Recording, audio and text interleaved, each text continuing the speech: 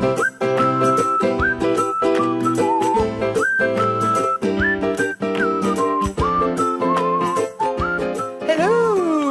this is your grandma. I am making my chicken and noodles today. I want to pass this on to you kids.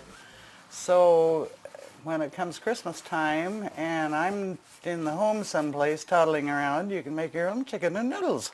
I'm going to make a dozen eggs because I think I have 9 bags of chicken and noodles to make for you guys. So I'm going to start cracking eggs.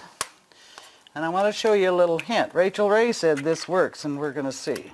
If you drop a little eggshell in your egg, she says to take another eggshell and it draws it to it. I'm going to have to write to Rachel and say, don't work. Anyway, we tried. There you go, Rachel. Okay, I'm going to bust a dozen eggs in here.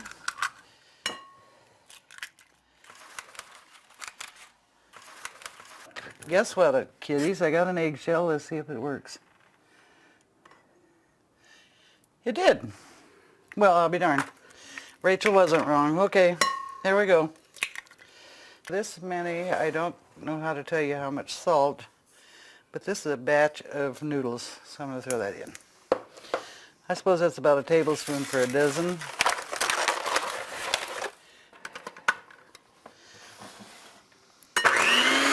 Here we go.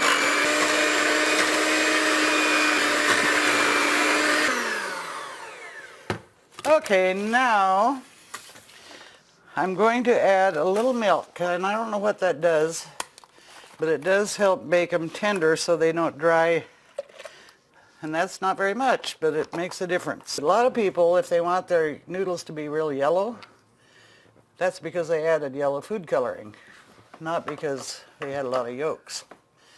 So let's try a little bit. We'll just try it. See what happens. This is old food coloring. Whoa, look at there. Yellow noodles.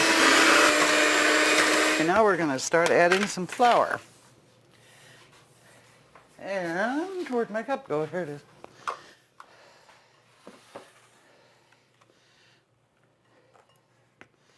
And you just add,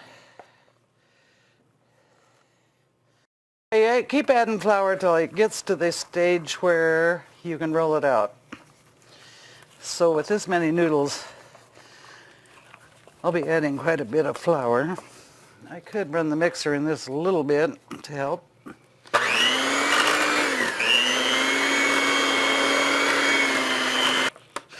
Now, the photographer is covered with noodle splatters, as am I. By the time I'm done with this, I will have flour on the floor, on me, on my face, all over everything, but it's worth it. All right, now we're going to add some more flour. Now I'm going to go a cup at a time so I don't get too much. And I'm going to take a little taste just to see if it's salty enough. Yep. You don't want it too salty because your broth will be salty and then it might give you high blood pressure. Who knows?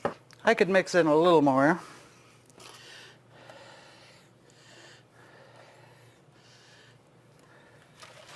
Okay, but then, now I'm going to dump this. Don't go sparingly with your flour. Use a lot of flour. So I'm going to run my noodles out on that.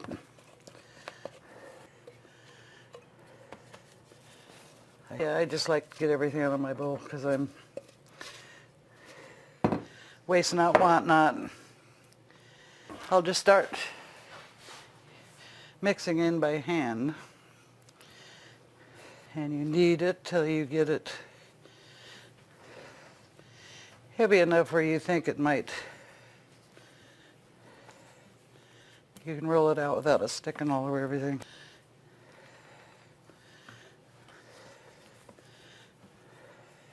Does anybody know how many noodles this is going to make? A lot. A lot of noodles. Now, if you ever look this up on the internet, see how to make noodles, it won't look anything like this. Because I looked it up once and I thought, oh, my way's better. So here I am. Okay, now I'm going to let this set just a little bit and then I'll roll them out. Now what I'm going to do is cut this in half because my counter isn't big enough. And I will put this on a plate. And now I have to get my rolling pin. I didn't have that out. Now's when it gets messy.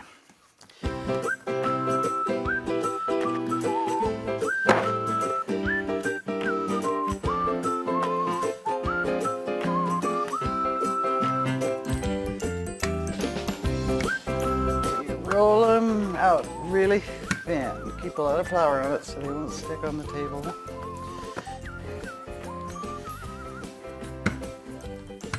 I tried this on one of those rolling mats one time, but it's not big enough.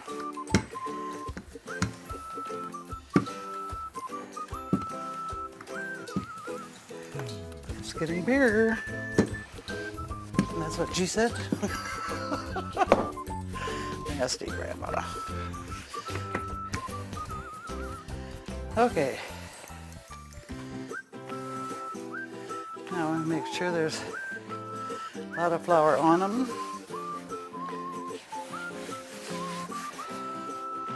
And underneath so they won't stick. I could get a little edge here.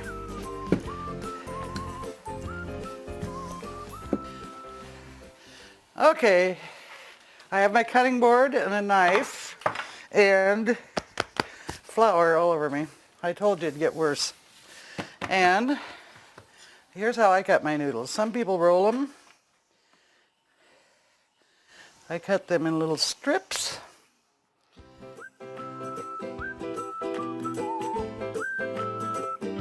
And then you got to make sure there's a lot of flour in between.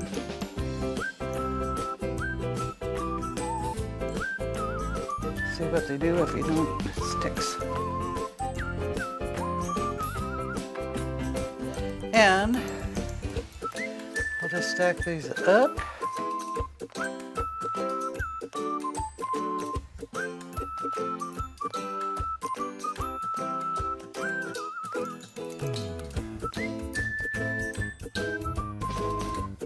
And now I'm stacking these, and then I put flour on my little board here.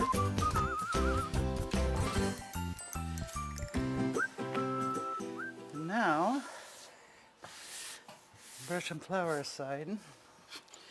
Now, if you don't have an electric knife, I feel sorry for you, because you can stand here all day, but I do. It's old, and it was my turkey knife for Thanksgiving and my cutting foam for upholstery back in the 80s. And here it is. Here we go. You can make thin ones or fat ones. Oh, that's kind of fat. Okay, now I'm going to fluff these up with a lot of flour. I cut those kind of thicker. Maybe it's because I'm nervous because I'm going to be a star. We'll let those just lay out and dry a little bit. I buy, when chicken's on sale, like thighs and legs, or those quarter pieces, I buy them and I boil them. I save the broth, and I'll show you what I add to the broth to make it better. But I save the broth to cook the noodles and the chicken in. But you'll always have to add a little extra, but I'll show you about that when we do it. I saved my chicken broth.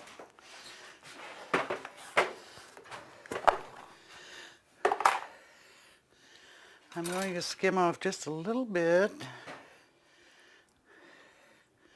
of the chicken fat because I'd rather have real butter. Okay, it works for other things besides holding spoons. Okay.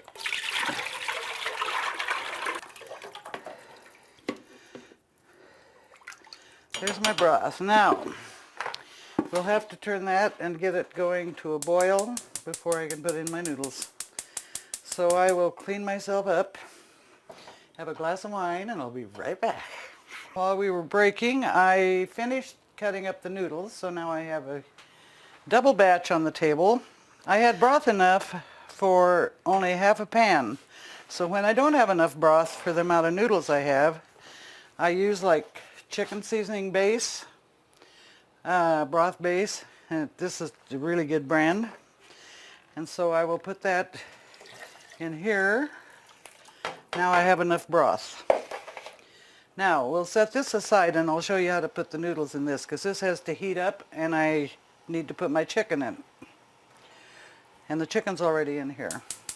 Okay, and this I've already put my chicken in, and when this one will come to a boil now, and I'll put my chicken in there. And I'm going to have chicken left over.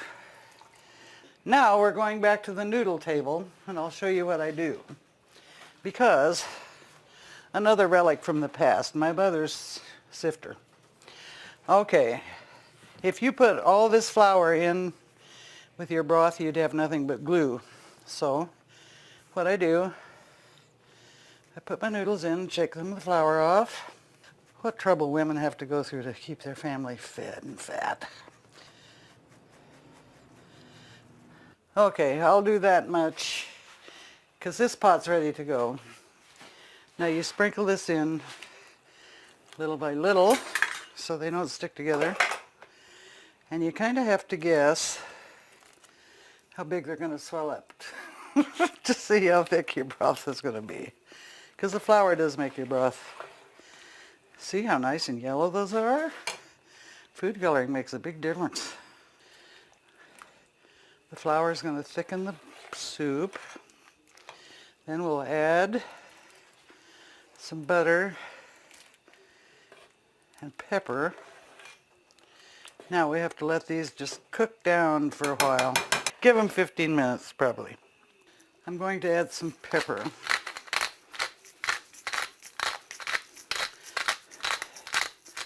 I love pepper. And I'm going to add, hold that shot right there. I'm going to add some real butter. And this dish happens to be my son-in-law's grandmother's butter dish I bought at her auction. See, I like old things. That's a good thing.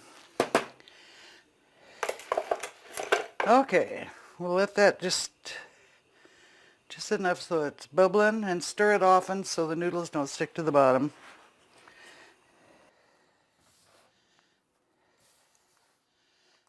So now it's just a waiting game, kiddos.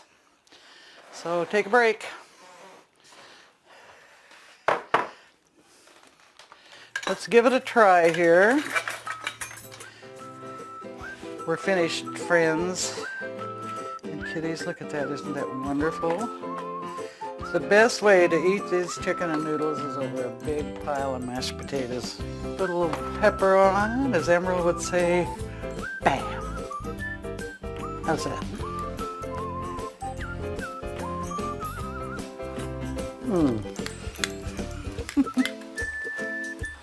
There it is.